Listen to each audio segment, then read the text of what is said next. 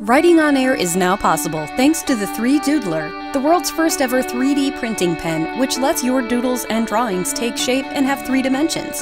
How much is the 3Doodler?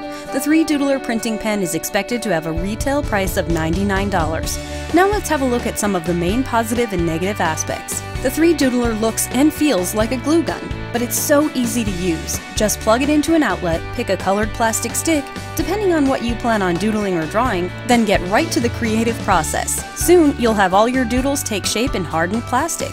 Here's our conclusion. Whether you're looking to test your crafting skills or you are serious about art and design, you'll never regret trying out the 3Doodler printing pen.